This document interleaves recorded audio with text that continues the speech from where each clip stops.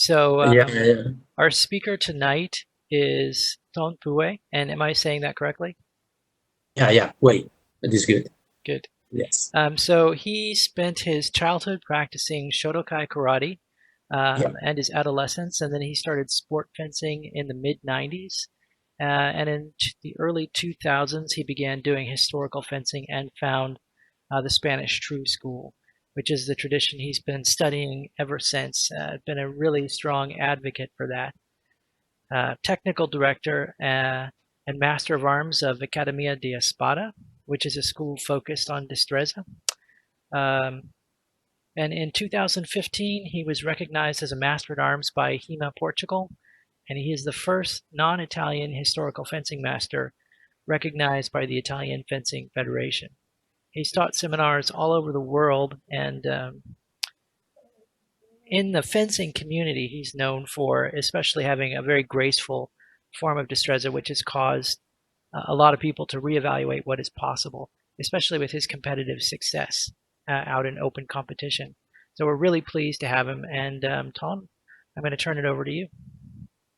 Um, Thank you very much. And this is the biography that sent because it sounds very good and but it's not true. The most of the things. I said this because I wrote the biography. But thank you very much, Pat. Before to start to talk about the lecture, thank you very much, and it's a pleasure to see all of you. In the screen is fantastic, mostly in these hard and strange times. But I think that we can do, in Spanish, we said, hacer de la necesidad virtud. I don't know if Andre or Lois of Denise can translate this, that is just doing the hard things, good things.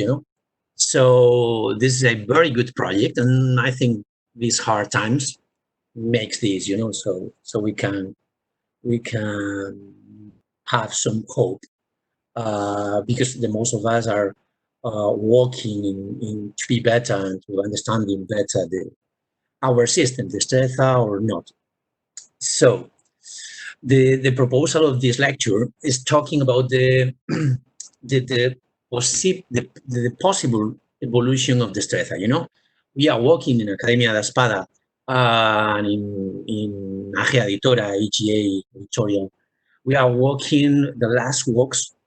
Manuel Manuel Valle always is working in books, always. We have a lot of projects, but we are working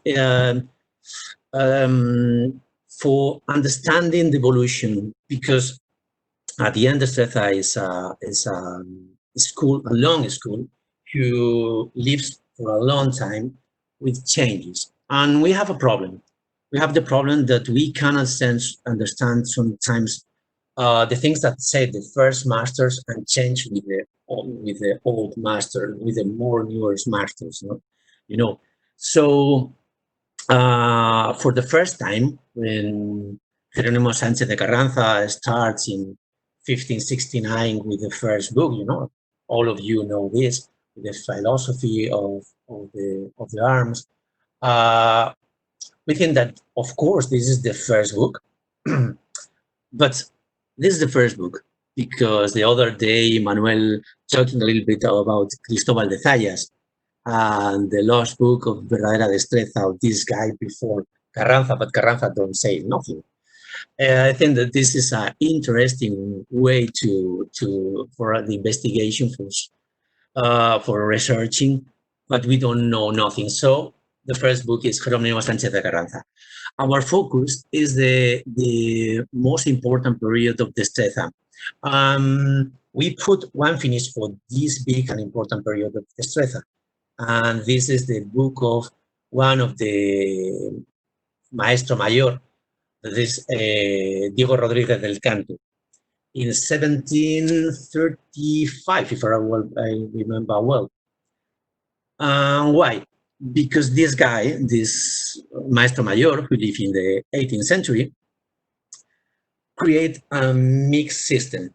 He tried to mix the Spanish elements. Diego Rodríguez del Canto, I say to Phil, because Diego Rodriguez del Canto. After we will put some pictures of Rodriguez del Canto.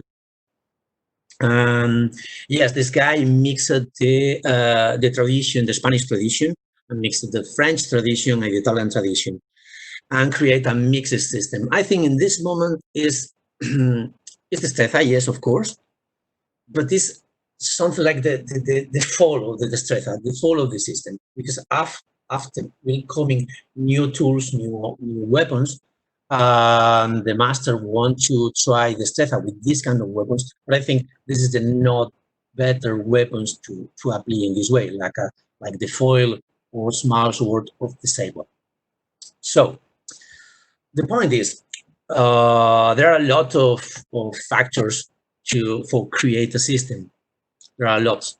Yeah, and the evolution of the system. No, probably the most important things or the basis is the tools. There are much more things that create the system. I don't know, the social, the personal interest of the creators of the system, or for example, yeah, the mostly is the social things, but the tools we will use will the influence will be very strong in this way. For example, we move in some way because we have two arms and two legs. If we have three or four, probably our sports, our dance, or system of martial arts will be very different. So the point is, we must think in the first weapons that the people are using in this moment. And this is the reason I will try to share some image. Moment, please. Yes. I will start with this. Yeah. We can see You your can see. image. You can see. Okay, perfect. The first image is Paulus Hector Mayer in 1542. And the only reason because I put in this image is because we are talking about one kind of weapon who was created in South Europe. In South Europe, it means in Italy, in Spain, and maybe in South France. Yeah, it's very interesting because you can see in the letters in Latin, certamen peditis ense hispano ventis et blah, blah, blah, blah. Ense hispano. Ense hispano is a Spanish word. Of course, the sword is not Spanish. It's Spanish, it's Italian. But it's very important in Spain, this kind of new sword, of the sword of the guy with the buckler seems more like a medieval sword. But for example, the next step, we can see another different and reminds much more a side sword or a rapier. And this is the same with the two guys fencing.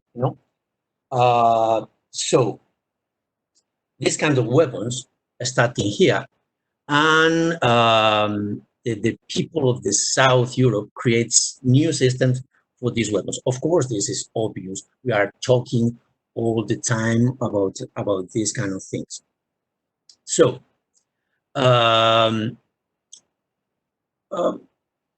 in what moment is created the Destreza?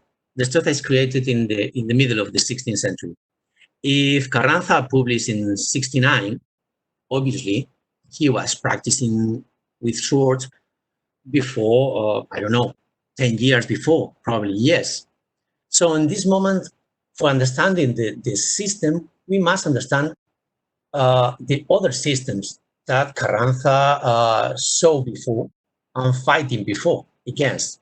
Maybe in the palestra, maybe in the fencing hall, or maybe in the real life.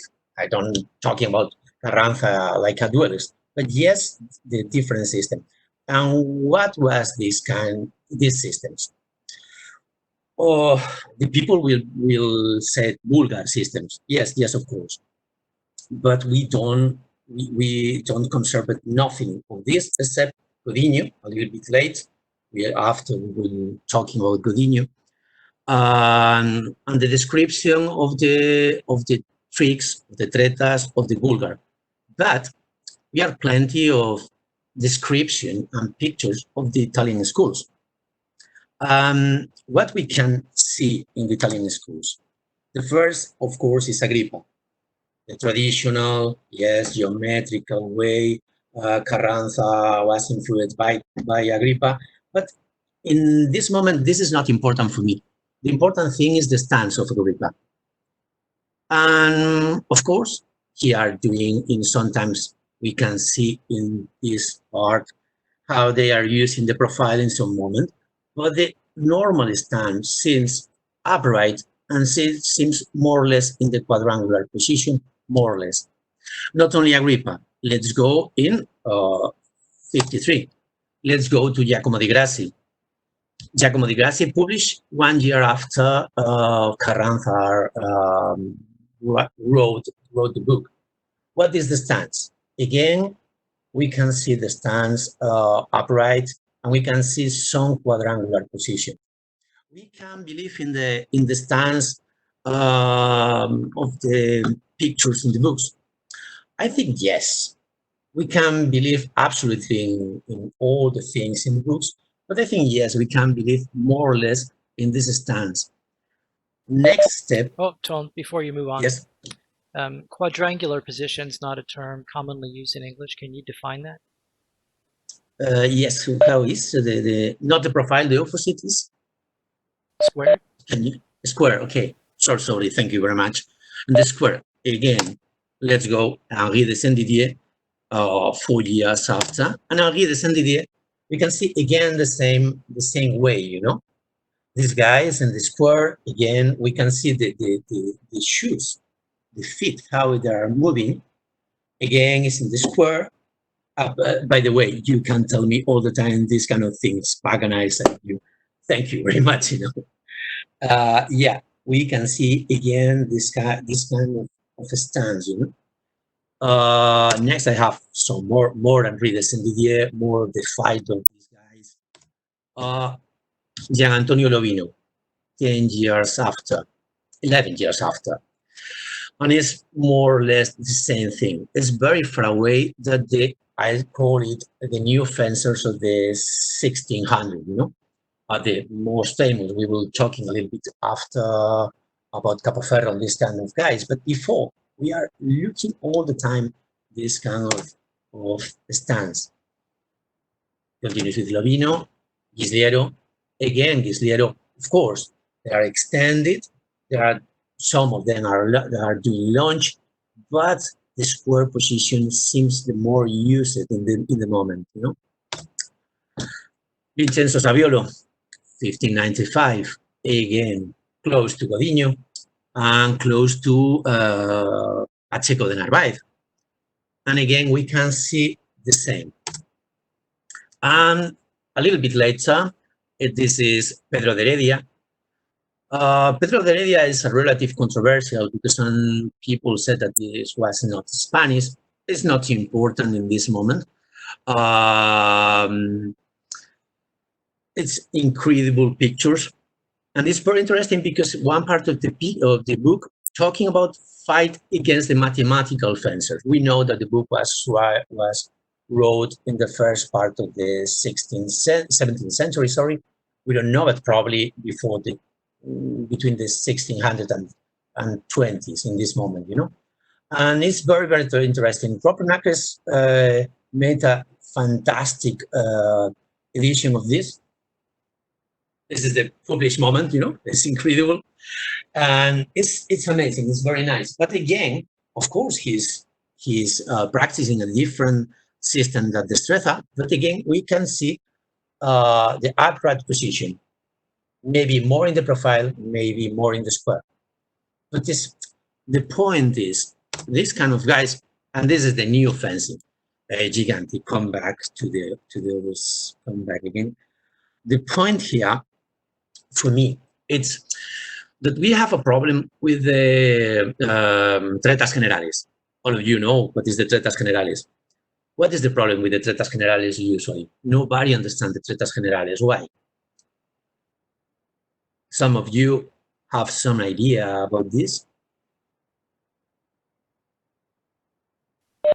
So That that's is a a question, question yes. to the audience. Is that right? Yes, yes, exactly. And the question is, What what is the is problem?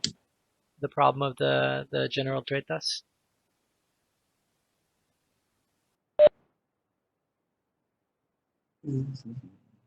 The big problem with the tretas generales is that the tretas generales walking all the time in the first. I'm talking about Pacheco de Narvaez, not Carranza, because Carranza don't talking nothing about this. We're talking about the estrechar, but not in this way.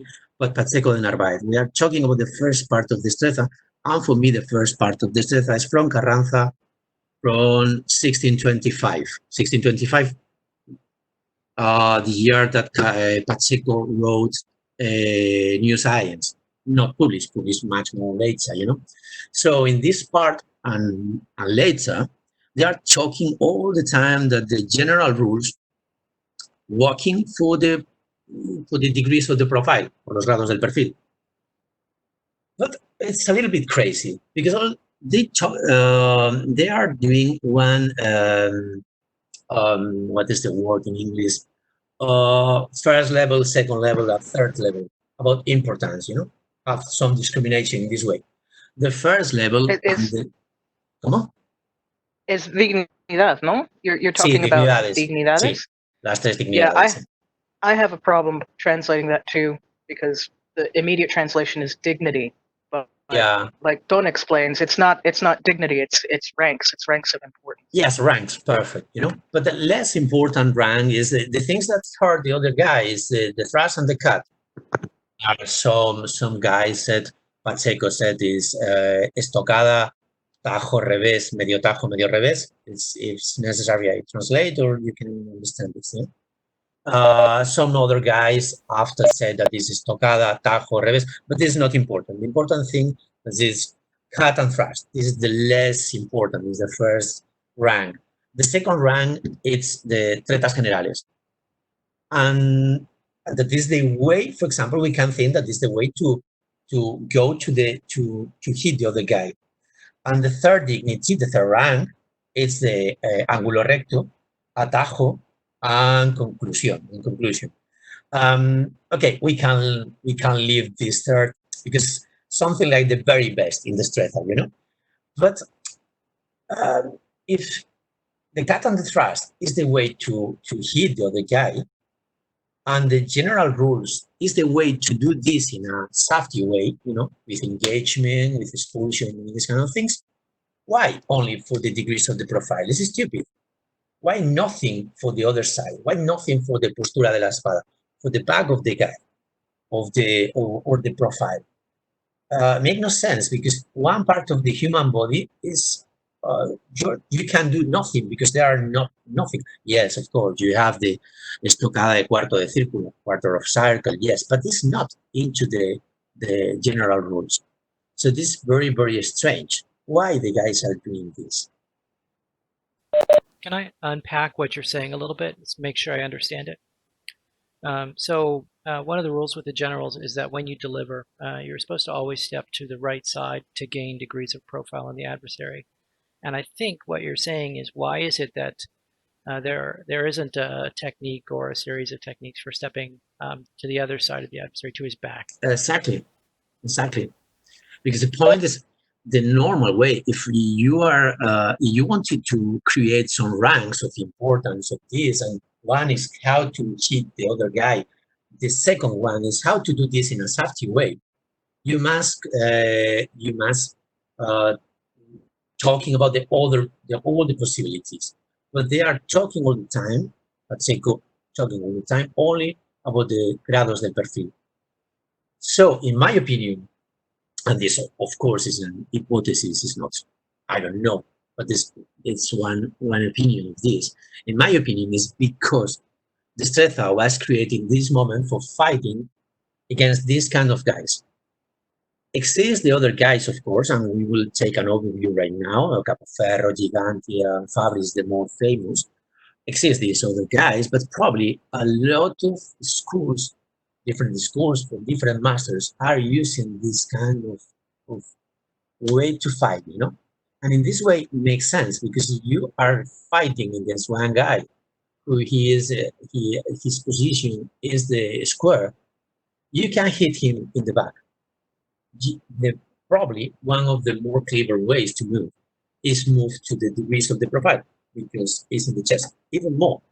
And if you change your position to put yourself in the profile and the right angle, makes sense. So in this moment, you can say, oh yeah, but after the thing changed. Yes, but sometimes in the martial arts, uh, sometimes the martial arts goes too much to the rituals. If the master says this continues for a long, long time.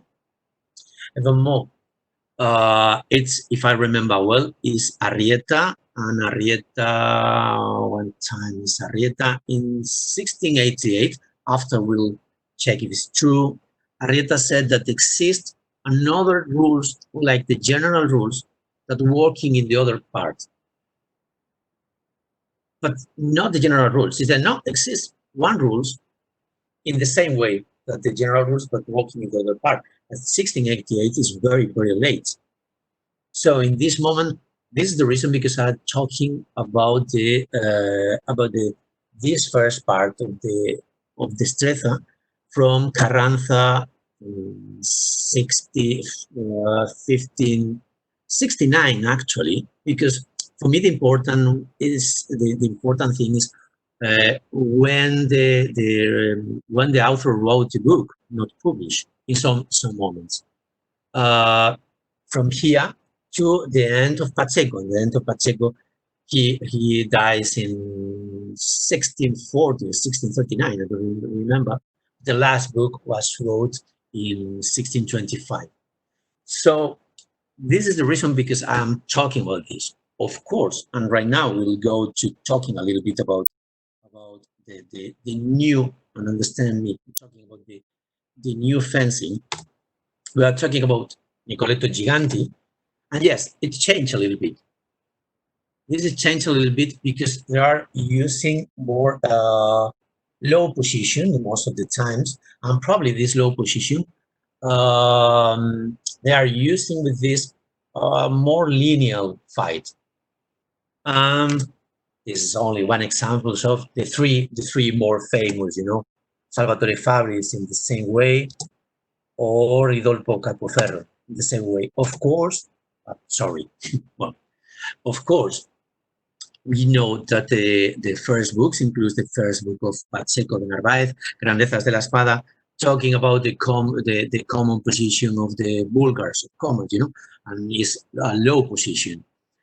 Yes, but they explain a lot of different tricks of the Bulgars. And probably they are talking at different schools of Bulgars, because after, in the description, later in New Science, they put examples for a lot of different writers, not only the last one. Sometimes he's talking about Marozzo, sometimes he's talking about Alfred Falopia, because he are talking about the fencing techniques. The fencing techniques is more or less the same all the time, but the way to how you are doing this is different. It's different Capoferro, or is different Di Grassi. So I think that this is one of the big basis of the system. The system is a little bit ancient in the conception, because I think it is involved for fighting against the guys of the time, and the guys of the time probably are fighting in this way, upright and in a square position, and after the system are changing. And this is the reason, because I put here, and put postura erguida. Postura erguida is upright position, and this is the traditional grandezas de la espada picture, again, all the time in this position. Not, of course, this is only the position for a start. Let's go to the next part. The same with Ettenhart in 1675, and the same with Pérez de Mendoza in 75 too. But the important here with Pérez de Mendoza, for me, it's the up part. We here are talking about the different stands. I think, yes, we can see here a little bit better, So here we can see the three angles. You can see my signal, the three angles, right angle, obtuse, and acute angle. But after, this is the Spanish stance, but after we can see the next one, we can see the Italian, and we can see the French, but and even more the African guy, in the same position of the tool.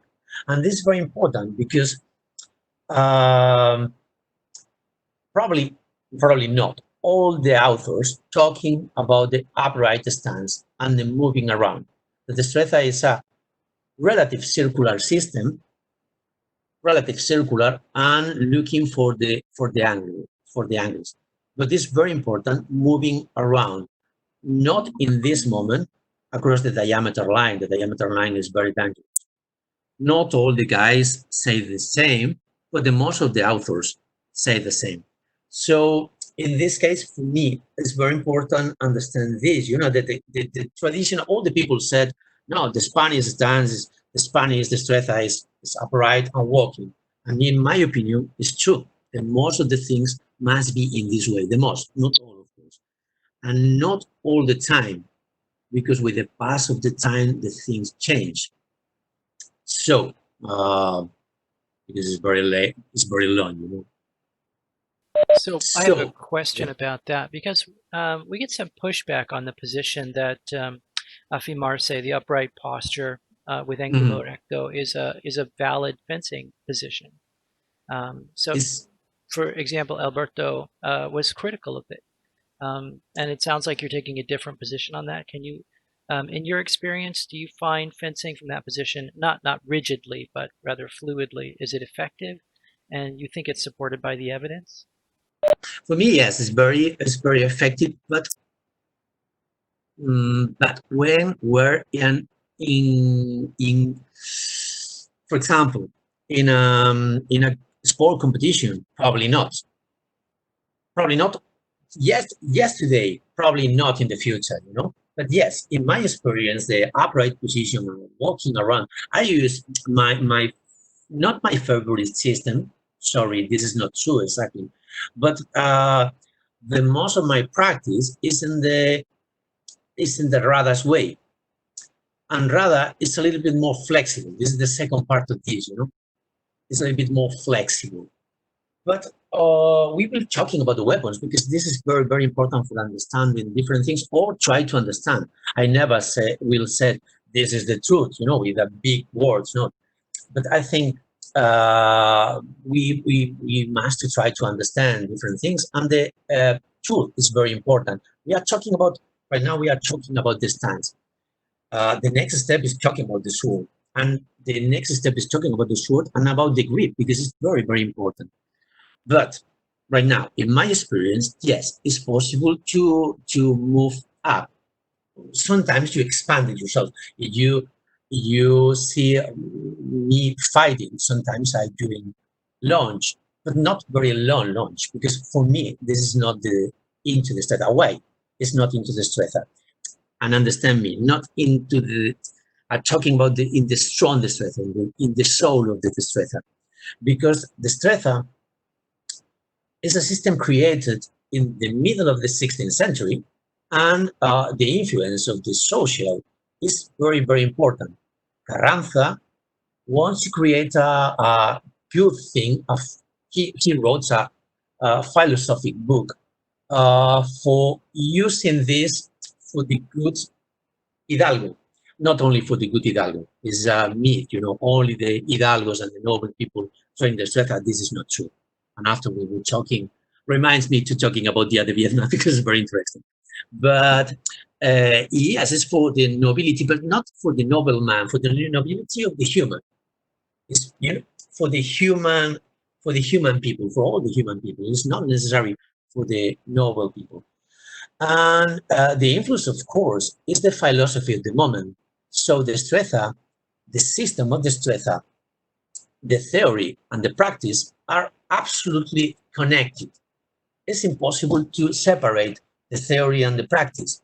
And the theory is don't do extremes. Lois or Andre, a little bit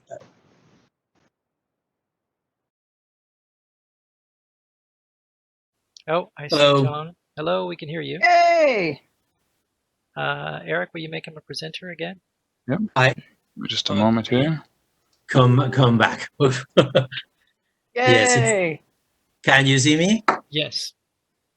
Someone had suggested, it might be Tim Rivera who suggested it, that you had said something heretical to Destreza. Okay, the point, I don't know if you heard me before, but I am asking for Lois or Andre if they can translate one thing. That the point is, Destreza escapes from the extremes, you know. La destreza escapa de los extremos. La destreza trata de estar en el centro siempre. Yeah, the Destreza seeks to stay in that golden mean. The extremes are bad. You want to be, you want to be. Puck has a blog about this, but you want to avoid the extremes. You want to stay. You want to stay in the middle. You want to be moderate. Moderate's good. Yeah. So the point, why? Because they are Aristotelic philosophy, you know. So this is the reason, because I said that the practice and the theory are very very close.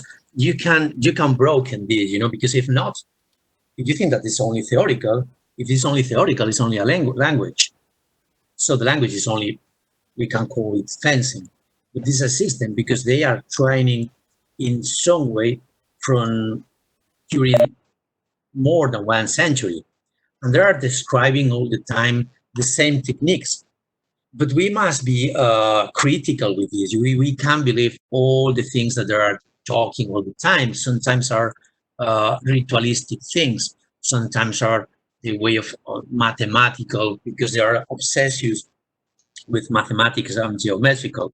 Why? All of we know this because they want to give the importance of science to the fencing, you know. In the way we can understand the science at the time, but this is very important because they can give dignity to the practice. But this, all of us are talking about this for a long time, and I think we don't need to lose time in this way. But in my point, yes, it's important, but it's important to stay far away of the extremes. But what is one extreme? The extreme is extreme in comparison with other things. With the pass of the time, probably they must fight with another different people with another different styles. The weapons are changing, and they need to change their way to move. So I will come back again to the presentation if I can. Yes, here, one moment. Yes. Yeah. Okay. Come back. Oh, someone wants to say something more? No, I think that's good, and we can see your slide. Okay, that's the point. In this way, I said that this is the morphology of the sword and the grip of the sword. I think it's very, very important, and it's fundamental for understand some different things. This is Carranza in the book, you know. The book is published 1582. Who knows? He is gripping the sword with the four fingers behind the kilo, or 3 and 1 over the kilo. This is very important. Pacheco said in Grandezas de la Espada that Carranza here gripping with 3 fingers and only 1 over. This is the right angle. After we were talking about the right angle, okay, the right angle is in the foot and is in the arm with the body of the arm with the neck. But talking about the line, we will talk about the line of the arm and the sword. That this is very important. But in this case, we can be very sure that he are using 1 finger or nothing, but probably 1 finger. Of course, Pacheco said 1 finger. And Pacheco, this is again Carranza, it's impossible to know this, but we can see here in the Pacheco's way, after we will put the detail, he's grip the sword with only 1 finger. And this is very important. Who knows? He put this naked guy, the guy in dresses.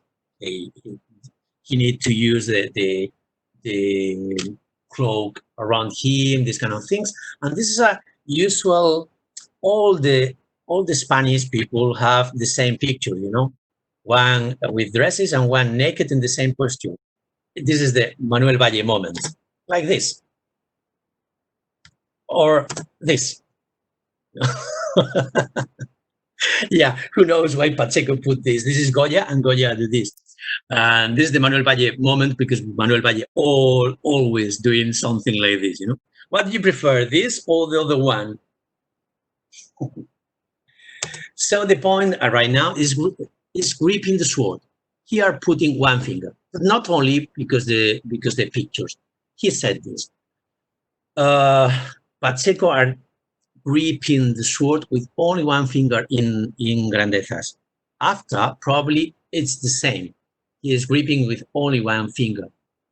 And in this case, what is the part of the we are talking? And in this case, we have, for example, this is amazing pictures of the Berlin treatise, and this is very, very nice, much more than the others. And in this detail, we can see perfectly one finger. By the way, in the four pictures of the manuscript, he is gripping with one finger, the most of them in the other part with no finger, and in one picture, maybe two, but it's not very clear. I think that it's only one. But this can change all. This can change all because it's different. The possibilities that give to you grip the sword with one finger or with two fingers. Traditionally, all of we are thinking that the Spanish grip of the sword is with two fingers over the kiln. But this is not true. In the first month, they are using one finger, or maybe, who knows, maybe no finger, but one finger. What happened in this? One moment, please. What is the next? Yes, the next is the atajo, and this is important. In other hand, what is the real right angle? When I said the real right angle, talking about the line of the arm and the sword, it's with the pommel in the channel of the what is the name of the muñeca? ¿Cómo se llaman las muñecas? The wrist. The wrist. The wrist, exactly. Of the wrist.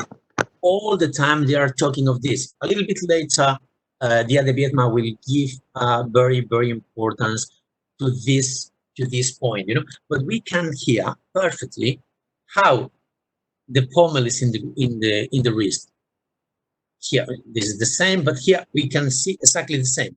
It's not under, it's in the, they say the channel of the wrist, el canal de la muñeca, they call, And this is very important, because if you are holding one sword, you can feeling that you are not very stronger in this position with this kind of right angle. So the natural position for you goes to the acute angle. For example, if you want to control the opponent's sword under, it's much more difficult for you using the force edge as rather later, So probably this is the reason, because they are starting to talking about the atajo. For me, one of the bases of the destreza is the upright position. Not all the time, not necessary all the time, but the most of the times one continuous, is one upright position. The other one is the conception of the atajo. But what is the atajo? This is confused, because what is the atajo? It's only stop it the opponent's sword. The atajo is not one reparo. One reparo is ¿cómo se dice parada? Parry. A parry es verdad. It's a parry. No, it's not diversing. It's a different thing. The atajo is Yes, stopping the opponent's blade, but not as a parry. In my opinion, the atajo, the main idea of the atajo generally for all the time is the controlling of the opponent's blade. Because in the atajo state, the engagement, but the atajo is not only the engagement, it's controlling the opponent's blade. So makes sense that if you are only one finger in your gripping, you only can controlling the opponent's blade in an easy way with this kind of atajo, with the atajo over the opponent's sword. And they are talking all the time about the atajo over, inside or outside. But this first part of the Destreza are talking all the time about this kind of atajos. Why in this moment and not after? After they continues, but continues the most orthodoxical guys, but the different guys, the heterodoxical guys, talking about different kinds of atajo, or not atajo, but something similar. So we can see here, this again is Berlin manuscript. One way to put atajo, if you can, in this way, the guy of they are putting the atajo is with no finger over, but this is not very important in this case. The other guys, yes. So the important thing here, it's a right to Día de Vietma. Día de Vietma. And I said, asimiento con dos dedos. Día de Vietma. Asimiento is gripping with two fingers, Día de Vietma. But I'm not sure. The only idea is because this picture, and I don't believe absolutely in pictures, but it's one piece more for all of these questions. In this gripping, we can see two fingers. It's easy to see the two fingers. Two, not two, who knows? But the Vietma pay a lot of attention in the pommel in the grip. He said that it's not normal, it's difficult, and this is strange. But if you are training this some days, you can see that it's very, very good. It's the better way to grip the sword. And what is the techniques of Dia de Vietnam? A little bit, because after we will forget it. Before, talking about the nobility and the practice of fencing, some people think that the destreza, verdadera destreza, is only for nobles. That is not true, because they are the Vietma walking like a master in different village. And he said in one of the village, he's talking about he must teach by night, because he must wait till the people come back to walking in the country. Of course, it's not noble people, but come back again to the gripping. In this moment, we are talking about the 1639. 1639 probably is the moment that we are start to talking about cap hills. I don't know, maybe not cat hills, maybe proto cap hills, of course, big shells. And in this moment, we have more protection on our hand. For example, this kind of swords. Why not in this moment? I don't know, you can see, this kind of swords. This is protecting me very good the hand. But before, no. Before, if we are using this kind of swords, makes more sense. Ferrara said, for example, about the stance, you can see the sword that I'm talking. Ferrara talking about the distance. For the authors, sometimes the distance, the medio proporción is not only a distance, it's a distance and a position. But in the question of the distance, they're talking about the point of your opponent must arrive to your pommel, to your wrist. And what is the reason for fight? And Ferrara said this, for fight in this way. Ferrara said that if not, you are more far away. It's much more easy that the point of your opponent's entry in your hand and hit across the guards, and this is not a problem with the capsules. So we must think about the new weapons, like and if I remember well, it's rather who said this. We must think about a little buckler that protect us, the buckler. So it's much more easy to stay with the extend arm and with two fingers, because with two fingers it's much more easy to move in this way, much more than with only one finger. One finger, as I said, is much more easy to stay a little bit in the obtuse angle. Of course, they are using the right angle, but with the capuled big shells, it's much more easy to stay in this position. And in this moment, we can understand in the techniques described by Díaz de Viezma, his favorite is the general baja. This is more or less the same that the flaqueza debajo de la fuerza, flaqueza under the strength. But he's involving the opponent's blade. He's involving all the time the opponent's blade. So makes sense the use of the two fingers because you are much more stronger and you have much more control over the opponent's blade. Anyway, Díaz de Viezma continues talking about the atajo and continues talking about the traditional atajo over. We can go to talking about, again, it's only more detail. We can talking about, not Rada, we can talking about Kala, but Kala have no pictures. You know the way of Kala. Kala talking about one cycle. And the cycle is more or less the continuous cycle for involved the opponent's blade. He's talking at the same time because Kala wrote 2 or 3 years after Díaz de Viezma, and it looks great because Kala talking about Díaz de Viezma and talking very good about Díaz de Viezma. Said Díaz de Viezma is a fantastic master, but my circle is better. Okay, but yes, but it's not different. No, it's a bad guy. No idea. Blah, blah. No, the guy says it's pretty good, but mine is better. Yes, Kala is talking all the time that the atajo is not enough. I have a lot of problems. It's a little bit crazy because Kala said that he is currencies, so he is defined atajo like a universal, but it's not enough. It's contradictory, you know, because it's universal. It's not, but this is more a master, probably more in the practice and not in the theory.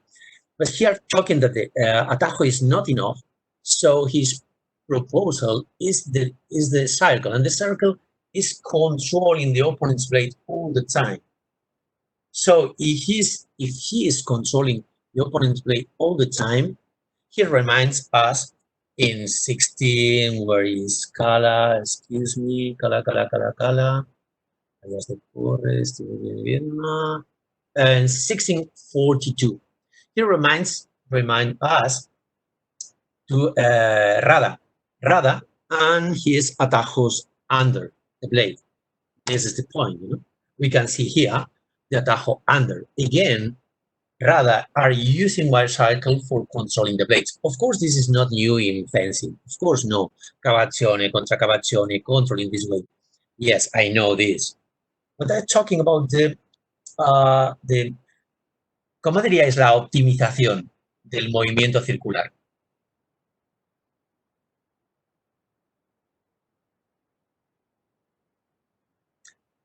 La mejor Lois, forma de you're hacerlo. muted.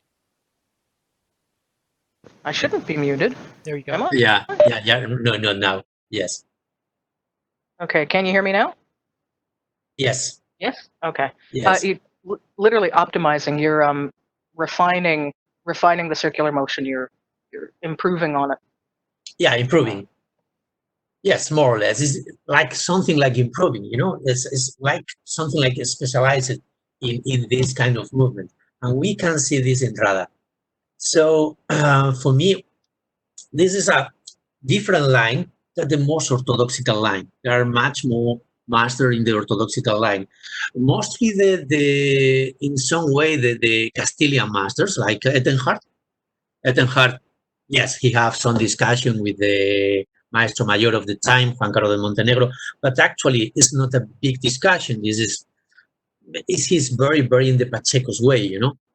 different things, for example, with Arrieta. Arrieta, it's a different kingdom, and the different kingdom have different maestro mayor. And Arrieta don't believe in the Tajo. Said the Tajo is shit. It don't work.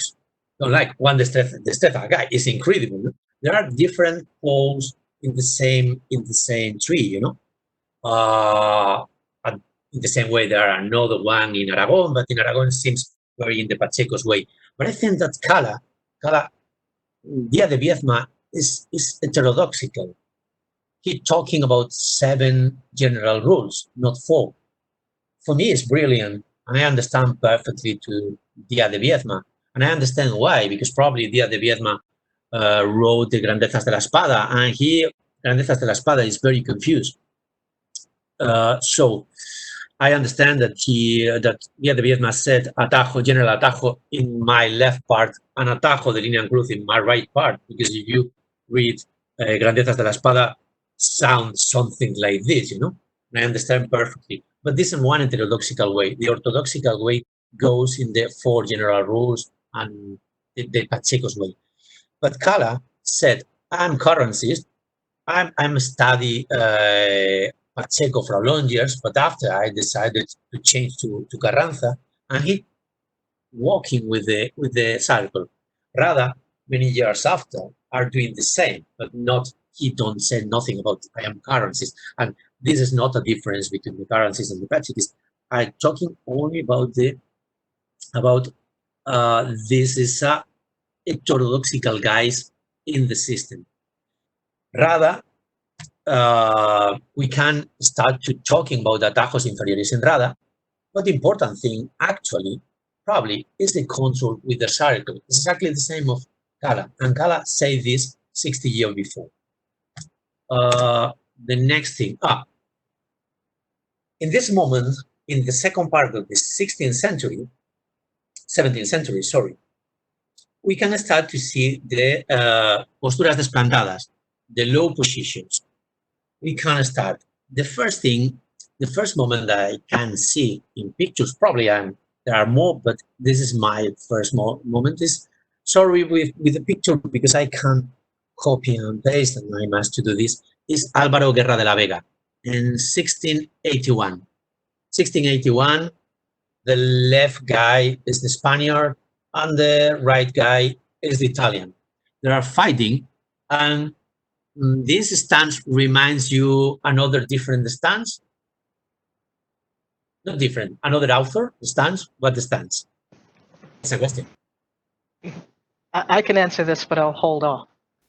Yeah, but what is the name of the stance of the Spaniard in other master treatise later? No, Andre, what is the stance?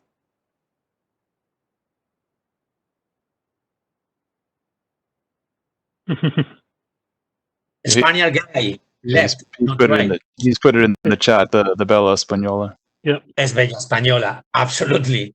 The only different thing is the position of the dagger. But it's the Bella Española. Why Rada said I invited the Bella Española, I don't know. And Tamariz said that one guy, Rada, invites the Bella Española. Yes, this is not the Bella Española exactly, but of course, it's more or less the same. But this is a very interesting thing here. This is for fight against the Italian. Exactly like the Bella Española. Bella Española is for fight against the Italian. We can see again cap hilt and of course sales daggers. But this stance we can start to see here. They start to talking about the low stance, but not for all the things for fight the Italians. Of course, this is not the only way to fight the Italians. There are a very interesting review about this for Charles Blair. He have some works talking about the Ettenhard against the Italians, if I remember well, rather against the Italians. The next, it's Bella Española. Of course, it's very close. It's very close. The left side is the Italian, and the right is the Bella Española, and it's very, very close. I don't know why Rada said I invited this stance. And of course, the stance is not the Spanish, it's one typical Italian stance. Nothing new under the sun, we said in Spain. So again, Bella Española without daga. It's interesting this. And this is the answer of Ettenhart against the Italians. This is different. Not here. This is the measure of the Italians and the Spaniards. It's very interesting, this treatise of Ettenhart. He's talking about the fight against the Italians. And it's very interesting because he said that the Spanish fencers don't understand the Italian destreza because he called Italian destreza. It's destreza too, but different, you know. And he said that the Italian fencers are brilliant fencers. But the point is that Spanish never fight against them. So I'm the Spanish, and I give one sword to my servant who never hold one sword, and say to him, hit me with a lunge. The guy don't know how to do a lunge. I disarmed the guy, boom, boom. I said, the Italians don't walk nothing, you know. But he said that the Italians are very, very good fencers, and in the destreza, the Italian destreza. But the way to fight against them is this. Because, again, it's a study of mathematics and geometrics, you know. It's real. To be honest, I feel myself more comfortable in this kind of fight more than in Bella Española. Bella Española for me is not, but it's personal and it's not relevant here, you know. But rather have the same too. For example, he's talking about the same things, you know. Tom, But he created, yes. we had a question about the last image. What was the book? Yeah, that was the before Ettenhart, yes. Yes. Yeah. This image, you say? Yes. Yes. Thank you. Uh-huh. What question, please? The question was, what was the book? What is the? So sorry, I don't understand. You know, the book is I can send you or post is rather Ettenhart have two. The title is Distro Español contra Distro Italiano, against Italian fencer, but I said exactly the title right now.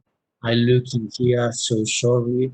It's in 75. The first one of Ettenhart, it's Compendio de los Fundamentos de la Verdadera Destreza. All the people know this. And the other one, it's the title exactly is. So sorry, I opened in the other computer. I opened because the title in the stress are very long and very. It's Diestro Italiano against Diestro Español or something like this. Where is? But I send you after, and I send you the treatise you want. Andre has posted the name into the chat. So yes, the name is, I post it. Es Diestro Italiano y Español explican sus doctrinas, the philosophy of the weapons, blah, blah, blah, blah, blah, blah. The typical short title in the stuff, you know. So yes, I send it. So coming back to the point, yeah, but in this moment, and this is very interesting, Rada explain us how the Italians fight. This is the Italians. It's not against Italians. Rada teach us to fight as Italians. What kind of Italians? We don't know. Probably people of the South Italy, maybe Sicilia, maybe Naples, but this kind of offensive. But Rada was a sailor, military, but was a sailor, and he said that he traveling a lot and fight a lot against a lot of different people. This is the reason, because he knows the Italians. You know, sometimes we think that the people traveling all the time, the Spaniards go to Italy, but this is not true. Maybe the soldiers, but there are all the societies. There are not a lot of soldiers.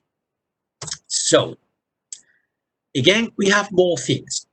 In this moment, Diego Gómez de Figueredo in Filosofía said before in 1630, it's not necessary to go to the sides. Rather, all the time, Rather are explaining to us moving to the medio proporcional, moving to the right or moving to the left and after attack. Thing in this way is a little bit stupid. It's true that Rada said this, but we must understand that the movements of our opponent can put us in our medio proporcional. It's not a question of only my movements. It's a question of my movements and the movements of my opponent. Maybe my opponent is moving, or maybe both.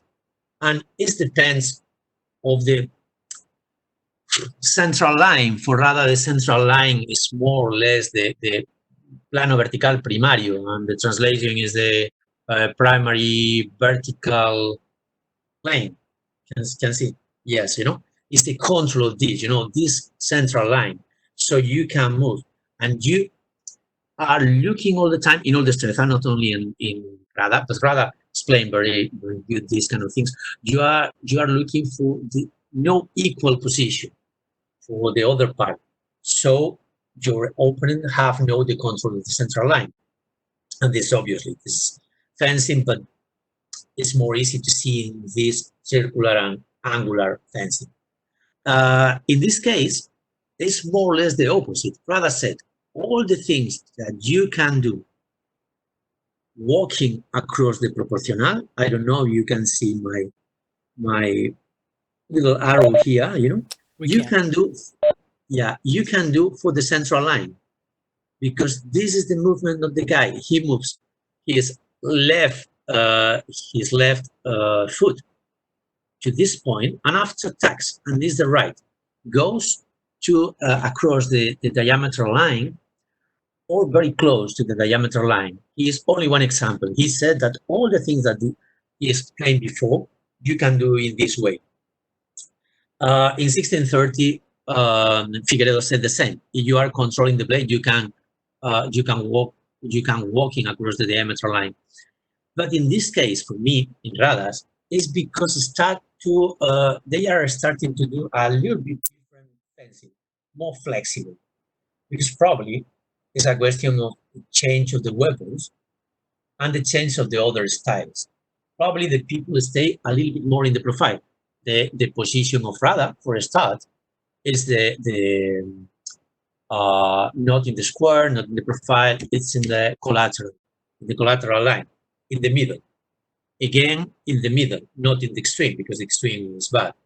So Rada, and in this moment, we can say that they don't do extremist of body, is do this kind of short launch, because it's probably in the comparison with other styles, this is a controlled way.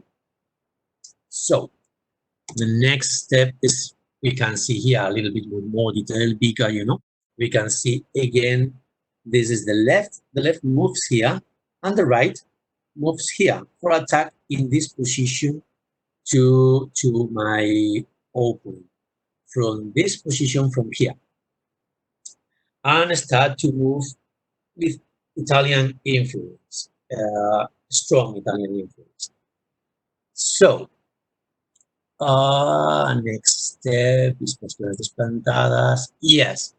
So at the end, we arrive to the last guy, and it's Rodrigo del Canto. Rodrigo del Canto was Maestro Mayor, wrote his treatise in 1735. And in this we can see, okay, philosophy, Aristoteles, mathematics, Euclides, new science. This is Pacheco. This is Ettenhart, and this is Rada. This is the guys who Rodrigo del Canto said this is my inspiration. And it's interesting because he said in Pacheco had said new science, and here in Ettenhart said art, and in Rada said experience, in the same way of the book of Rada. But the guy mixed all the systems. Here we can see in the up part, Destreza, 2 parts, practica and theoretical, practice and theoretical. Spanish, again, he insists in the different of the stance of the different nations. The Destreza Española, it's on Espada with sword, and with upright stance. The French stance, of course, we are talking about the 1735, is with small sword, and with splendor. Splendor is low stance. The Italian, I don't know why the guy said this, I said with sword and dagger, and it's with equilibrio, balance, and desplante, low position. He is talking about the Italians stay in a low position, but a little bit in the left leg. And after the last one is the mixed. The mixed is his creation, and it's Spanish, French, Italian, and the position is upright or not. You can use all the different things. And we can see here some different examples. This is the Spanish, of course, and we can see the sword. This is the French, and we can see the small sword. And this is the Italian, and we can see the sword and the dagger. This is fantastic because it's a little naive picture. It's like a very nice for the children. And this is exactly the same. This is the Spanish stance, the way to move from the Spanish stance for, rapier. For, we can see the French and the launch of the French, and we can see the Italians and the back stance of the Italians and the moving of the Italians. And I think I have one picture more. Yes, we can see here right upright, and we can see how from the upright we can do a launch. It's very close to Rada. This is true. From the Italian to the other side. In this moment, they mixed all the system. But why?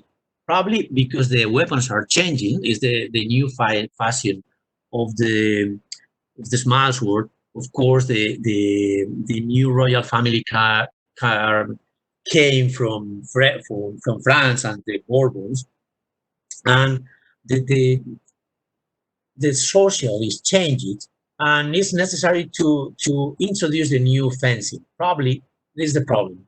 Probably is the problem with this. And the new weapons are much more better than new styles. Because that's the last one. For me, here is in the moment that the big Destreza fall down. Big Verdadera Destreza fall down.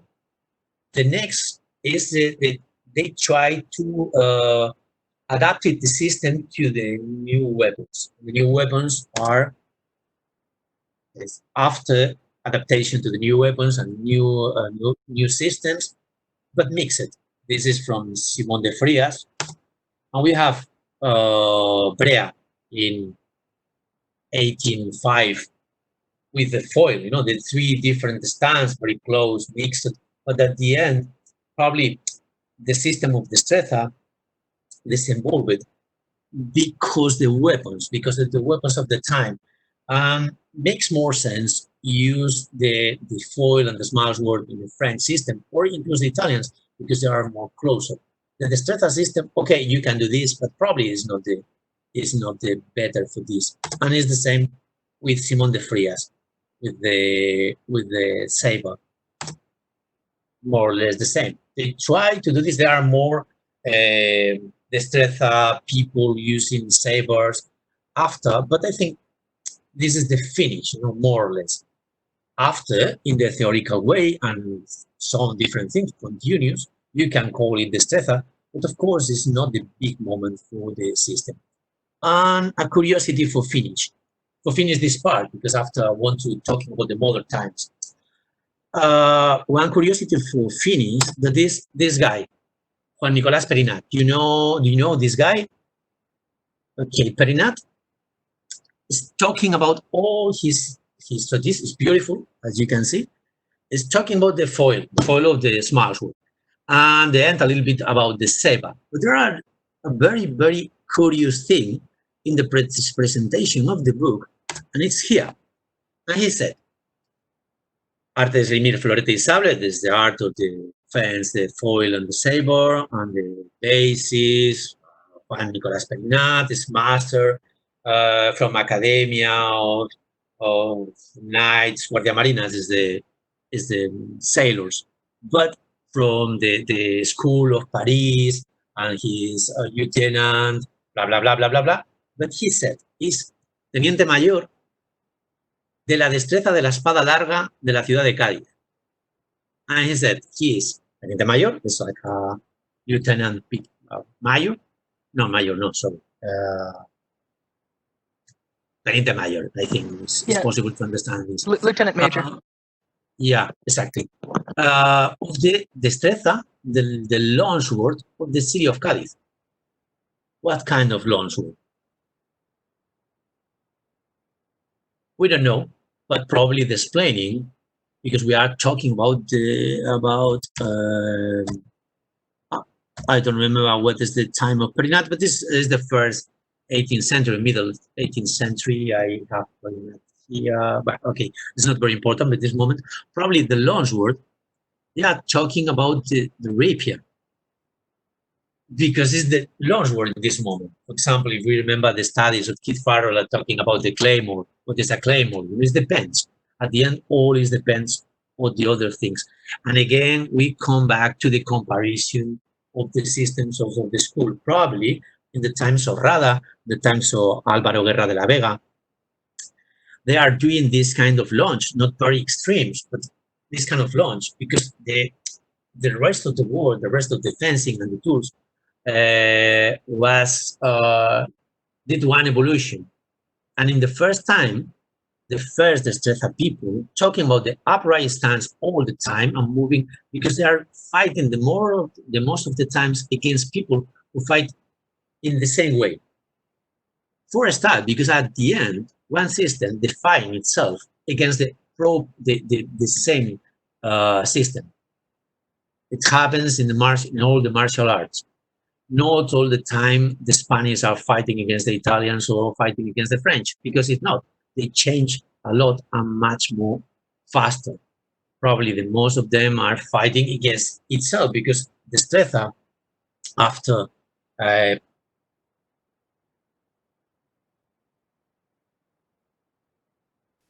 John, I think you might have accidentally muted. We lost your audio for a second. oh yeah, You're back. okay, perfect. I said that in Spain, after Pacheco dies, he win the problem in the judge against the Burgomaster, and everybody must study Destreza. Everybody studies Destreza, of course. No, continues different schools, but with the pass of the time, yes. Example, in the 70s, the master Piña y Reyes of the city of Sevilla have a problem. The police put them in jail for teaching fencing without license, because they are of the currencies school. And one civilian guy, went to Madrid, did the exams, approved, and goes to Seville and said to the police, these guys are practicing and teaching fencing without license, and the police put in jail because was a strong system into the governmental ways. So my point is the tools, the social, the knowledge of the time, all are creating one system, and the system was in a continuous evolution, but with a strong basis. And the strong basis usually is the shorter, is the stay outside of the stream, stay in the center. A little bit more, much more, or less flexible. It depends on the time, and it depends on the weapon, and it depends of the opponents, of the other things. So I think that the definition of the destreza is more or less the relative upright stance is the control of the opponent's blade. Of course, if your opponent don't give you the blade, you must to do the virtual atajo, close the doors. But of course, because it's not a diestro, it not give you the blade is not a diestro. And I think this is the upright stance, the atajo, the control of the blade. This is the more important basis of the destreza. So, some question about this. This is my opinion. Understand me that I don't say the truth with big words. This is my opinion. I think this is the way of the evolution. This is the way of our works, trying to discover the different things. Our work is, what is the first guy who wrote about two fingers or one fingers? What is the first guy who talking about low stance, walking in this way and walking another way? This is our point right now for understanding the evolution of this. Uh, for for now, I think in this, maybe with new evidence, I change my thoughts. But in this moment, I think in this. So the last part of the lecture is a little bit my opinions about the modern times and the modern practice of the stress. And it's true that we can't know how was the practice at the time exactly, and we can't reproduce the practice at the time. Of course, no. We are using masks. We are using modern shoes. We stay usually in a in a a sport halls, and it's different, of course. We know that, for example, at the time, in the case, for example, of Rodrigo del Canto, they are using a different tool like us today. For example, the ball for hit, there, targets, these kind of things that are using this. But we don't know if they are teaching like us today. For example, big groups, and you are teaching. We don't know because all the time you are talking us about the personal teaching. Who knows? We can try to do this more or less, yes. Includes we can try to do some historical competitions because it exists. We have some pieces of Diego Mestre Figueredo, descriptions of the fighting at the time. For example, the description of Tomás Luis in 1683 in Portugal. He's talking about Lisois de Espada Preta. The title is the lessons of the unsharp sword, but sometimes they are talking about the sharp sword too. It's mixed, but we have some information of this. But I think nobody wants to do this because it's so boring. We have masks. So the point is,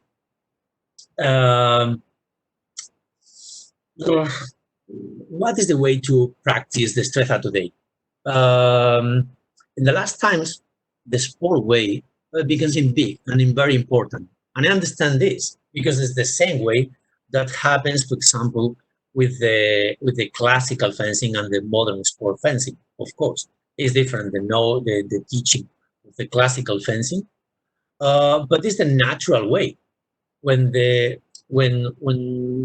system, when the fencing you don't use in the duels to kill no one. It's very normal to go to the sport. Okay, perfect. In my opinion, the practice of this big moment in the tournament is very difficult. It's very difficult to do. But I think that we can continue at all these years. We practice in the destreza because we must decide what kind of weapon we want to use and what is the capacity of this weapon. In this way, we must go to understanding the soul of the weapon. I have a horrible example because I remember one competition in one part of the world, and the competition was about small sword.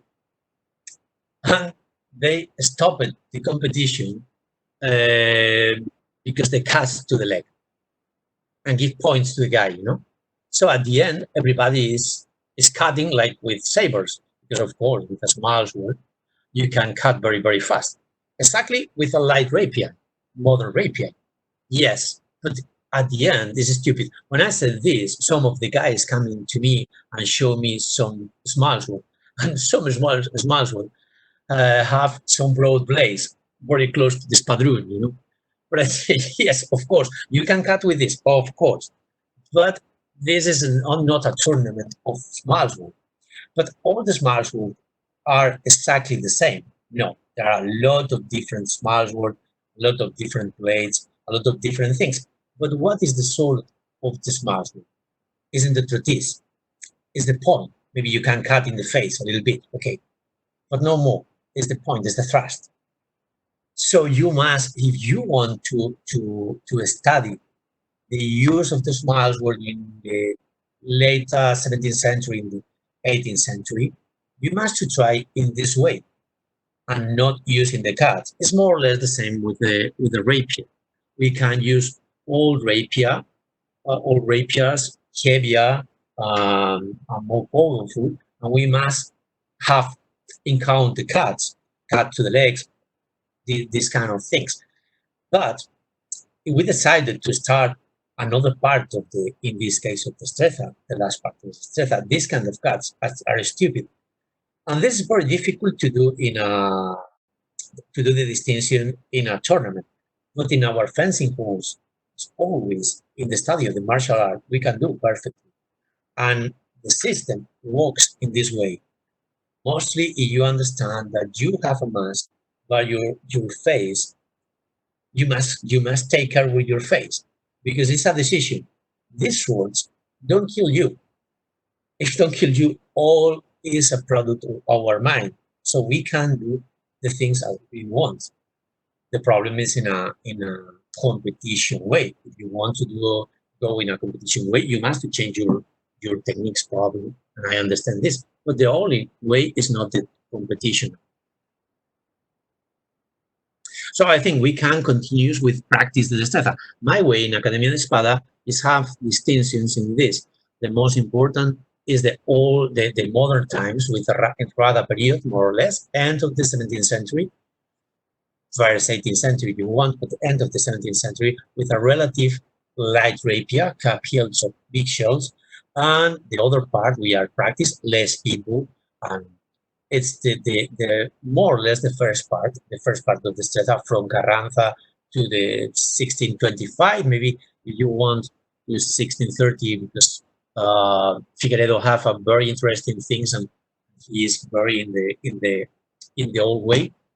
We are using different grips for understanding this, using different swords. For example, you want to practice the times of Pacheco or maybe the times of Carranza, Pacheco, Ferrara, you are using a cap hilt.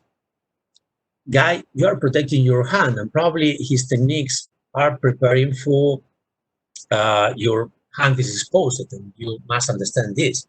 And the other guys are protecting his hand, so their hand. So we are trying to do in these different ways. I think this is one of the possibilities in the practice of the stress. Understanding what time you are practicing.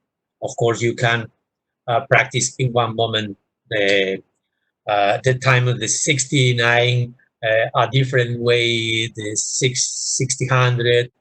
No, you must select it, but if you select it modern time, old times, you must adopt the proper tool for practicing this. And you can take ideas from all the stress. Rodrigo del Canto said that this is very important to start with the first writers. But you must have in count that sometimes the writers start in a contradiction. One good example is, for example, the concept of the diversion. That is one diversion in Spanish, is one diversion from behind to up. But for example, not Porcala. If you Porcala, it's one cavazione. It's what is the name in English? Librar in Spanish. Disengage. Is disengaged. This is diversion for Cala. And sometimes happen this in the different books of the strata. And I think it makes very difficult for everybody understand the books of the strata, the contradictions. There are the bases are stronger, but the little details can change a lot. And this is another of the proposal of the studies. We are doing this, understanding what this word want to say in this book and in the other for understanding better, and create a big documents about this, this word say this, and this one say this in different weapons. But it's a very long walk. We are walking for a long time in this.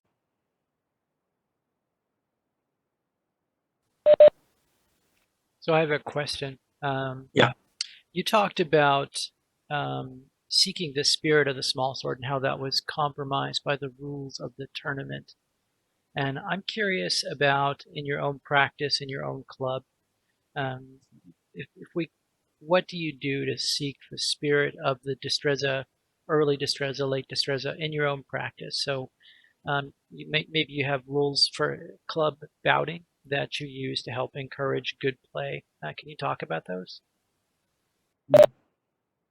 Yeah. For me, the tournaments are not important. I'm not interested in tournaments. I can understand that the people are interested in the tournaments because it's very, very, the what is the name? Sentimental. It's very, very strong. But I'm not interested in this. I said about the small sword spirit in the tournament only like example. But at the end, you can you can take this to the usual practice in the school. So in the normal practice is the modern times of destreza. The modern times of destreza, we know that there exist all kinds of weapons in all the times. You can find a very broad and heavy blade in the modern times, and you can find in the old times a very thin and light blade. This is true, of course. But what is the way of the weapons of the time? Of course, step by step, the most of the people are used uh, light rapiers in the modern time. So I I create rules in the fencing for fight. One of them is, for example, the cut is not valid in the legs because probably in the modern times, understand me, not in the old times, in the modern times, because maybe the sword can cut your legs, but not kill you. You can continue fighting with a normal rapier. If you have a chivalry sword, the thing changes. But we are practicing the soul of the rapier with a relative similar weapons. So the cut in the body, the cut in the leg don't work.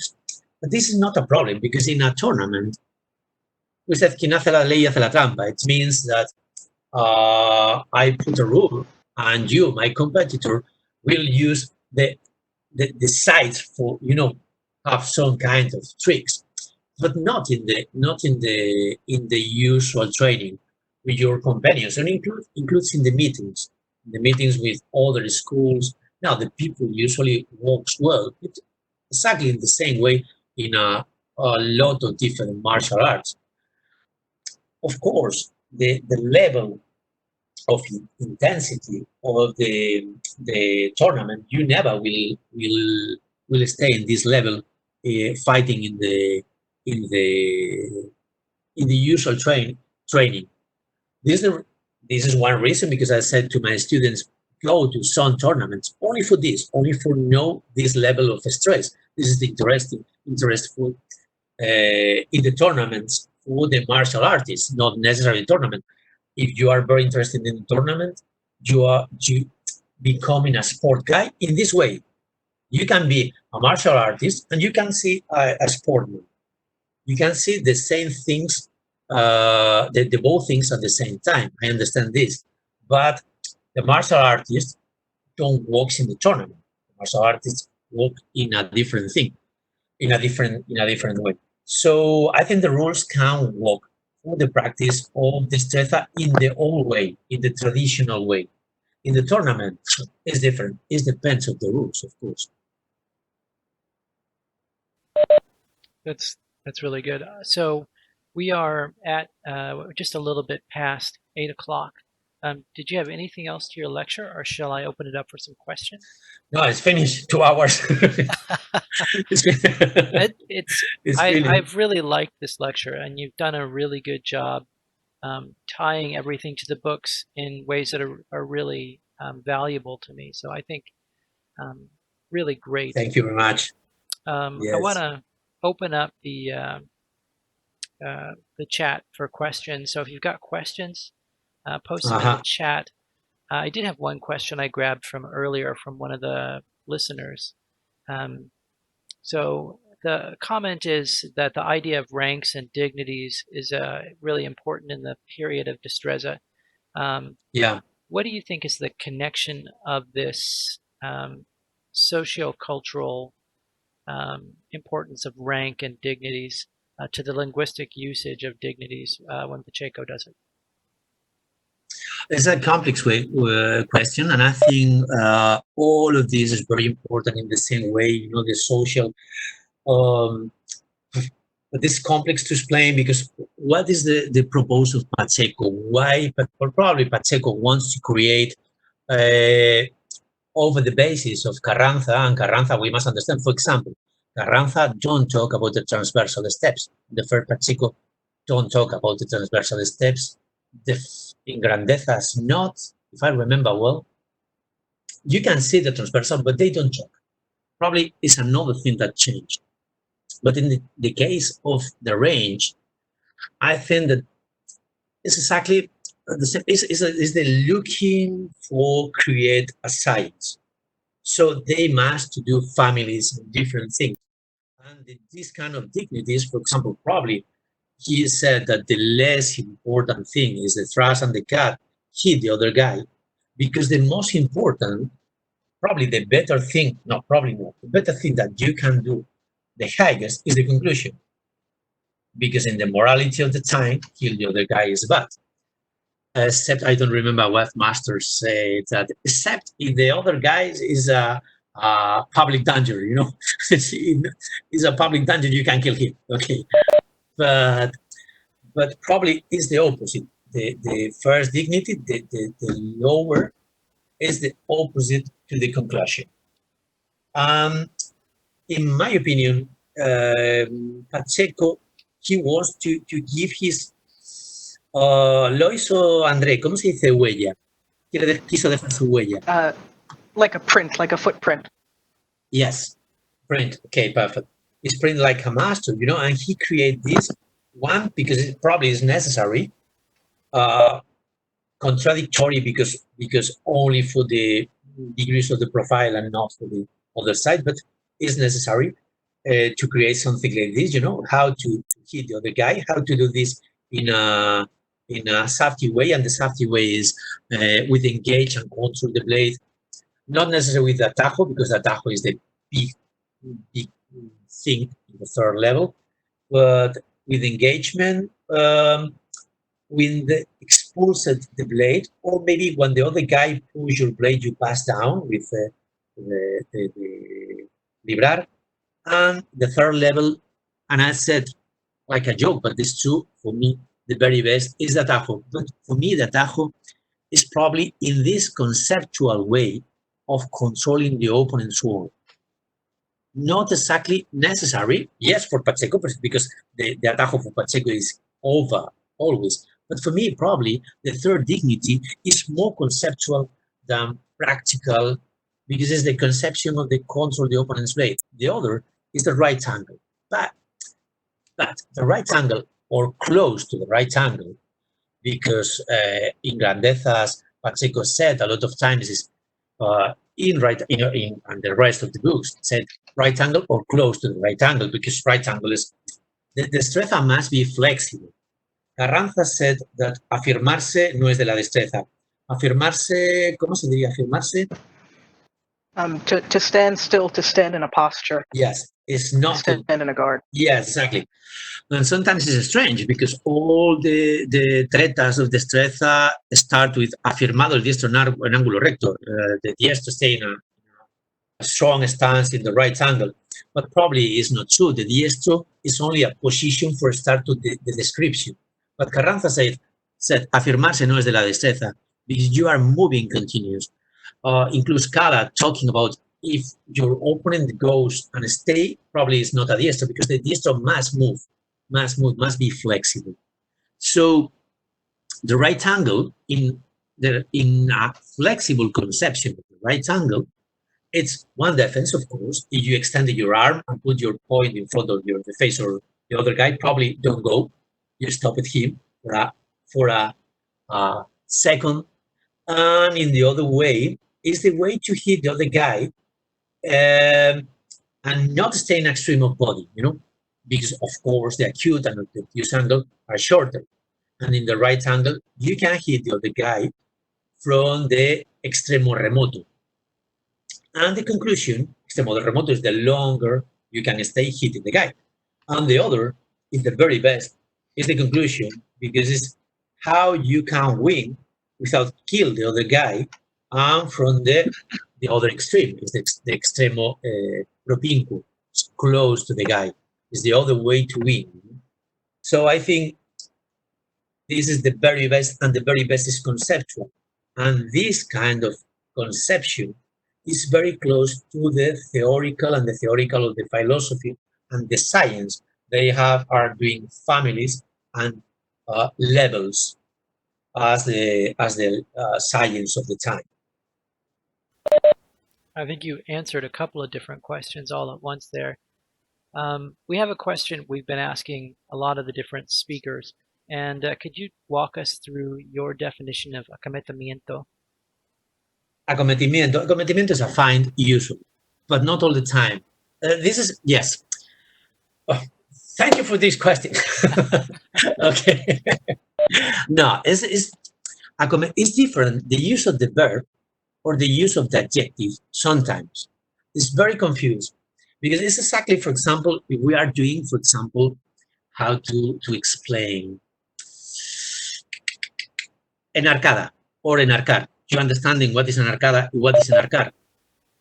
An arcada usually is to do one arc with the arm, but you are using the term in the vulgar tricks, in the vulgar tretas. It's not very good, because if you put your sword doing, for example, one attack in this way, and doing this will hit you, but open my angle. This is bad. But en arcar el brazo is do one arc with the arm.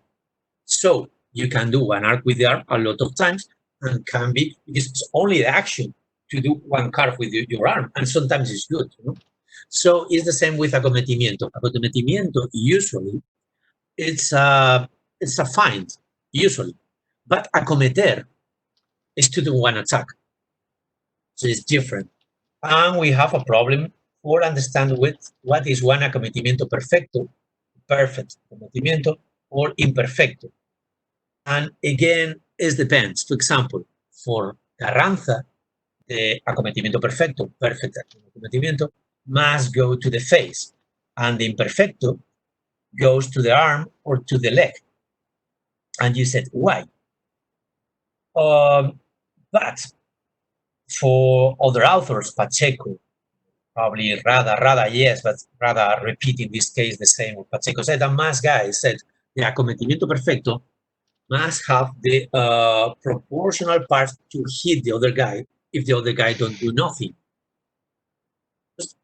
At the end is, if you want to do a find, the find must be credible. If you are doing shorter, nobody believes in this.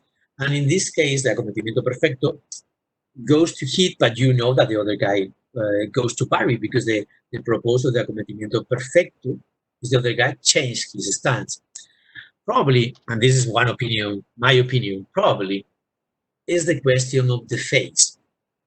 The face without mask is very hard. You have the two windows of your brain that stay here.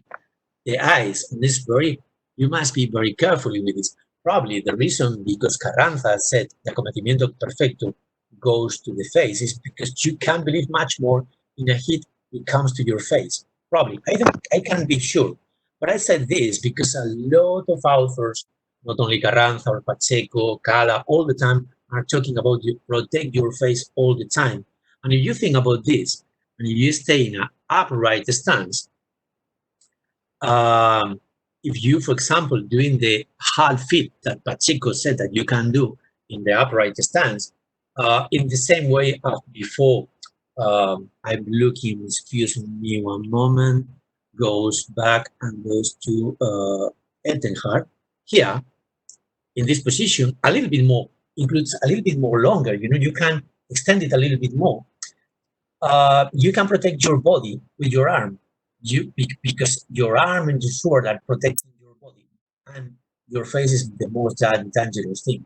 So probably the acomodamiento perfecto makes sense that some author says goes to the face because it's not, you can believe in this much more. But the word, it depends of the text and it depends of the moment. You are using the verb, action of acometer, this is one attack. If you are using one acometimiento, it's a fine, usually. But I can set all the time because it depends on the authors. It's true. Thanks. That's really really useful. And I would just want to clarify. You're saying that one is an attack and one is a feint, or a find. I was parsing. Find a false attack. False attack. Okay, thank you. False attack. Yes. Perfect. Yes. Sometimes I will. El diestro acomete a su contrario. El diestro acomete to probably he said the diestro attack to. But if diestro is doing one acometimiento, probably there's one false attack. But it depends of the case. The problem with destreza is they are using too much terms. It's crazy. The quantity of terms that are used, and it's crazy. These marks are using in this way, and it depends on the part. It depends on one of the proposals of this lecture is say to the English speakers, be careful with the interpretation of the treatise, because sometimes they are talking different things. The normal way is, okay, acometimiento is a false attack. Perfect. Let's go. Or, for example, as I said, in the case of Kala, diversion. Not diversion, the concept of diversion. That this is diversion from behind to up. This is the usual. Not all the time. For example, in the Manuscrito de la Espada is a Portuguese manuscript. They are rather, if I remember well too, they are doing some diversion over the sword. So what is this? Okay, maybe it's a diversion, the way to push the sword in a different way. But in the case of Kala, there are something like finds, false attacks, or disengagement, nothing in common with the rest of the authors. So, and it happens a lot of times, not all the time, because I said again that the bases for me are stronger, not all the time, but a lot of times. In the same way that the atajo depends. With the pass of the time, the conception of atajo is changed, but all the time is controlling the opponent's way. That's perfect. I think you've clarified a lot on that. We're really keeping you past time here because we're 20 minutes after the hour. So sorry. It's my problem always. No, it's us. So we have a lot of questions. One of the questions is that you have a unique and notable way of fencing, and it's pretty widely talked about. But you have a flowing blade style compared to other modern diestros. And the question is, how did you come upon your interpretation of the footwork and the flowing blade work that you use? Can you talk about that? Yes, of course. My interpretation of this is ¿cómo se dice las pistas que me dejan otros autores? The hints that other authors leave you. Yes. For example, sounds stupid, but I don't know. For example, George Silver talking about the Spaniards like dancing, but not only this. Of course, the instructions mostly rather of course, is the most perfect. Why is the most perfect? In the transmission of the knowledge. Not necessarily the better, but is the most perfect in the transmission of the knowledge because he is absolutely, he talk about all the movement you must do, but not time, of course. This is very difficult. But we think about the words of Silver and more authors about the Spaniards. You're thinking about the movements, the steps in the flow. You think about the afirmarse is not from destreza. Afirmarse, the strong stance is not from destreza. You think about Cala when he said, if the guy stopped, it's not a diestro. You can understand that the diestro must move and non-stop. It is impossible. You will stop in one moment. But again, we are talking all the time about ideals, and the ideal probably is the continuous movement. And this is a very interesting thing for me because some people said that the destreza is the better system in the description of fencing, not necessarily the better system. Some people say this is the better system. System for me is a little bit stupid to say this because there are nothing better. There are things worse, but nothing better. I don't know if I can explain myself. Their system is stupid and bad, but nothing is better than if you have something good. There are a lot of good things there. But some people said that it's more descriptive and the better system to describe fencing. I'm not agree with this because the description of the time in the Stretta is terrible. It's much more better in the French style or in the Italian style, mostly in the Italian style, and much more in the modern style. Attack, counter-attack, counter. All of this is much more better in this way. But I think that the system, the description of the time in the Stretta is not good. Maybe in one hand for the style of fencing. In one hand, maybe they have no enough words to describe. Maybe, who knows? But for me, probably, is because the conception of the time is different. Again, the theory and the practice goes to the hand, goes like in a huge. Because you are thinking that you are master moving all the time, and your movement is around the other guy looking for angles. Probably your movements are not rhythmical in the way of you can understand me, For example, step launch, probably not exists this, of course, because nothing is absolute. But probably your movement must be a little bit more, ¿cómo diría sinuoso, Lois? Sinuoso de continuous. Sinuous, fluid. Fluid, more fluid. This is my interpretation of this, and I try to do this, and I try to work with this because I think that probably this is the way.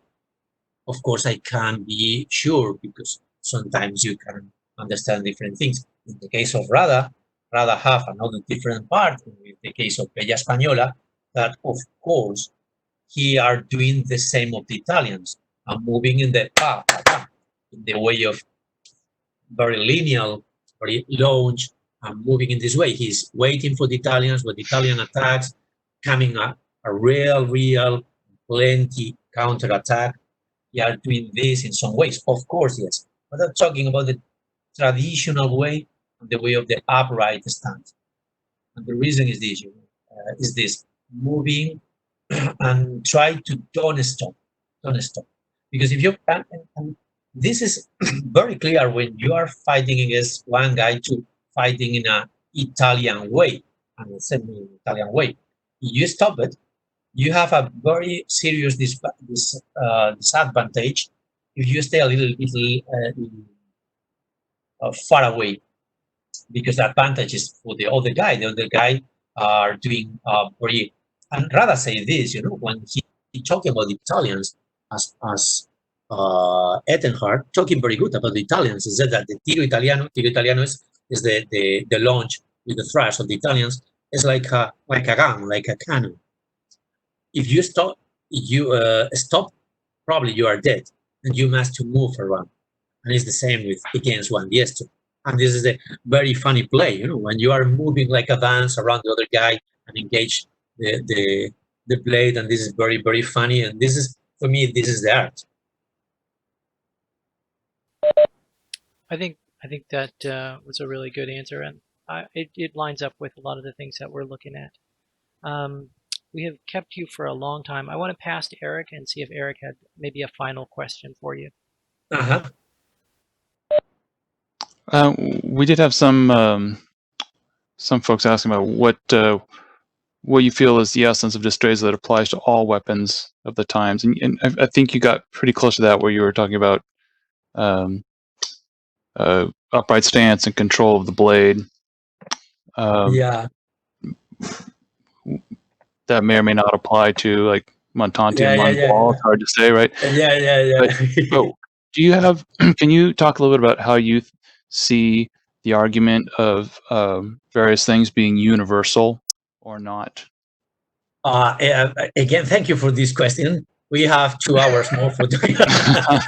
Can you do it in 2 minutes? No, but shorter. I always said, when we are talking about this, I always said, I'm not sure if we are practicing the Destreza with a Kalashnikov. It's a joke. He said Kalashnikov. Kalashnikov. Yeah, No. My point, no. And I think there are the authors of Destreza. They are a little bit tramposos, tricks. Tramposo. They cheat a little bit. They cheat. Yes, a little bit. In this case, I think that yes, can exist one theoretical part and one practical part, a little bit separate, only in this case, not in the rest. Well, yes, you can use the theory of Destreza and apply only the conception of controlling the blade. Yes, it works, but I think the disinvolvement of the system is working together, the theory and the practice. In this case, yes, I think, for example, you can apply some conception of Destreza for the use of some weapons that probably is not for Destreza. For me, the system, and again, this is very interesting because it's in the way of the lecture, Destreza was created for the weapon of the time, and they are defending all the time that the sword is enough and it's perfect. It's the marvelous things. It's the marvelous thing, and he can win against the Montante, the pike, the halberd, the rapier and dagger, the rapier and buckler. Yeah. When you have one guy with one rapier and dagger, one rapier rotella, or I don't know, one Montante or one buckler or one halberd, you said to Pacheco, Carranza, and all the guys, fuck you guys, and it's much more better to run if you have only one sword. But coming back again for the system, for example, what is the reason, and this is very interesting, what is the reason because the Destreza don't talking about the terciados? And what is one terciado? One terciado, it's a short sword.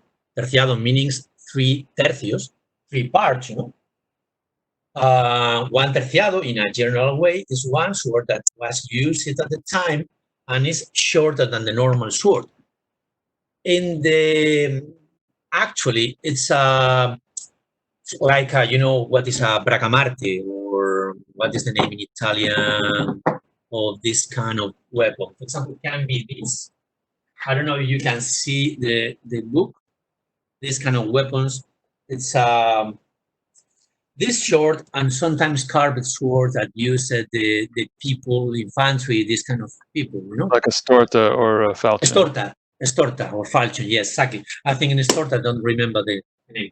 In Spain, it's usual to use this. For example, one murder, very famous in the 20s, in the 17th century, the murder of El Vizconde de Villamediana, or the assassin opened the door of the chariot and killed the guy with one estorta. In a very interesting novel, absolutely fantasy, Spain is plenty of some kind of literature, biographies or relative biographies For sure, all of you knows the warrior nun, Catalina de Rauso. You know, See, this woman. Yes, this is this kind of, or Capitan Contreras, Captain Contreras. Yes, in one of the books, the life of Diego Duque de Estrada, absolutely fantastic because the guy is the wonderful guy. He wins always. He's the most beauty. You can't believe in this, but it's a good description of the time. In one moment, Duque de Estrada stay into the jail, and into the jail they are fighting with other guys with this kind of terciados and this kind of things. And it's the same time of Destreza, and they don't talking nothing about this. But it's possible to use the theory of Destreza for fight with Astorta. Probably not. It's not. It's too short. It's too short, and probably it's much more easy to use like a machete with big cuts, and includes another kind of things. So the proper destreza, the proper way of destreza, mixed the theory and the practical approach to destreza. For me, makes sense in the short rapier if you want, but at the end it's a short. Makes sense in this kind of short. Makes sense in the pole arms because it's the same. There are long lines that you can controlling or not. The stance in this case is not very important. For example, Pacheco said that the way you can select the distance with the short weapons, and here talking about the swords, with the foots, with the compasses. But if you have a very long weapon like a pole arm, you are using the foots, the compasses, and you are using the hands. And this is obviously, because with the pole arms you are doing this kind of attacks. So, but in the same way, it can be the same. You can use a half pike. A pike for me is a little bit excessive, but you can use a half pike, an halberd, partisan, all these weapons, crossing and controlling the opponents. And in my school, we are studying this with the basis of Destreza because the author is talking about this, and you can do this. But for example, the manual. Probably the engagement is a little bit difficult with the manual. or in yes, or in this case, the montante. Of course, and you remember we talking about this, Eric. Of course, I think you can use some parts of the theory of Destreza about, for example, the medios, medio de proporción, medio proporcionado. You can use this for this. But the practical approach is much more difficult because the engagement, except you are the atajo, I want to say the atajo, the control of the opponent's blade, except if you are using your montante against another montante or against a pole arm. But if you are using the normal at the time against for control rapiers, probably the way is much more like a manual. You are moving and hitting. So for me, the practical approach is not destreza. The conception can be destreza. And in the rest of the weapons, for example, when Pacheco talking about the fight against the Turks, the Turk can do destreza, for example, with a samshir or with imagine with a Persian very carved samshir. So sorry, the Turks with a kilich, the fighting against a Persian with a very carved samshir. They are very carved. You can do destreza. Maybe again in the one theoretical approach about the distance, about the position, yes, but in a practical approach, no. For me, no. For me, this is not the straight. It's a different system, probably very good again. I think that's a really interesting perspective, Tom. We separate practice and theory, and practice falls perhaps further apart from the norm as we get into more extreme weapons like the montante or the mongual on one side, or just the dagger on the other. But the theory can still apply. It's how you would approach what you're doing, but you would clearly need different practice or technique for them. Yes, Yes, exactly. Because it's a very good definition that this extreme gives you to the extreme. So it's difficult. For example, in the case of Montante, and we have a conversation about this, about the Figueredo, the rules of the Montante of Figueredo are Verdadera Destreza or not. I believe not. And the reason is, I believe in one part, yes, of course. No? In the part when he said that you must, for example, in what Pérez de Mendoza said the same, Pérez de Mendoza don't give you rules, give you some conception, and the conception are destreza theory. Destreza theory in the question of you will fight against a lot of people, so you must take care with the different medios, the proportion of each guy. And for me, this is destreza, not the practical use of the montante. I believe in the theory and practice goes together, but in some case you can do some separation. In the case of Figueredo, for me, it's the last one when can exist the strength. When he said, use and mix all. In this way, you use and mix all the rules and some things that Figueredo said about the use stay the strength idea, the strength theory.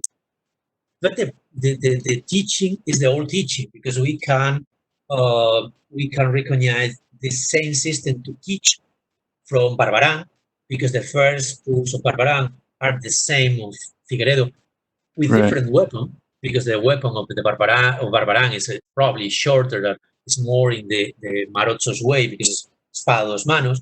Probably it's for fight against one guy, and the weapon of Figueredo is the last time, probably change a little bit to the rules, but it's the same tradition. The tradition is the old tradition. It's the tradition that Carranza are very critical with this, Mhm. with the Bulgar master. Said why you are learning rules, and after you forget it, you need to use this. And again, the the dual opinion. I understand that Carranza said, but I said to Carranza in this moment, so sorry, I love you, Geronimo, but it's only for be more ethical, effective. Is fuck you, Geronimo, because if you are yes, in this case, yes, because a very good way the description of the montante for Pacheco and the proper montante. Montante is all kind of sort of two hands, but the ideal of the montante is the two varas, the same side, big kilos. It's very heavy, 2 kilos and a half more or less, or a little bit more or a little bit less, and it's very difficult to use. And it's very easy if you don't practice rules exactly in the same way with the katas today. Probably you can't use good the montante because you hit you with the kilos. You can, as Godinho said, I saw one guy don't use well the montante and one guy kill him with a broken sword and a dagger because it's a very difficult weapon. So the ancient way is perfect. The only thing that we must understand in this case, and it's the same for some techniques of the strength. This is the ideal way. It's exactly when you are training another martial art and you are practicing the perfect movement. Perfect movement exists in the practice, and you are doing this for your body much more better and diestro. Diestro, effective and perfect in the movement. But in the real approach, you will change, of course. But this is the reason because I said to Carranza, no, I'm not agree with you because I think it's a brilliant way to understand it. But after the people must understand that Figueredo said, mix it all of this because you only training your body. But yes, maybe you can do the strength against another montante because it's equal, but against rapier disappear some basis of the strength except the probably the most important. The most important is the controlling of the space, and probably this is the step. But this is Italian fencing too. This is modern sport fencing too. This is fencing. This is martial arts. Super. Thank you. You're think welcome, and that's- thank you. That's great. And if we ask you more questions, the sun is going to come up where you are. So we should stop. But I have really enjoyed listening to your take on all of this, and I thought your presentation was excellent. Really tied us to the text really well, and it was a lovely survey of the tradition. Next week, we're going to have Doug Kozlowski speaking for us, and I believe he's going to be talking about RADA. Tone, it was a pleasure listening to you tonight, and I hope you and your family stay safe, and that you're all fencing again soon, and maybe someday soon we will cross blades again. It would be my pleasure. It's a pleasure for me and an honor to stay here, and it's a very, very, very good to see you, all of you guys, and I love you. And I hope to see you soon, as soon as possible, but hoping soon finish this bloody, stupid virus. Yeah. All right. Be safe, my friend.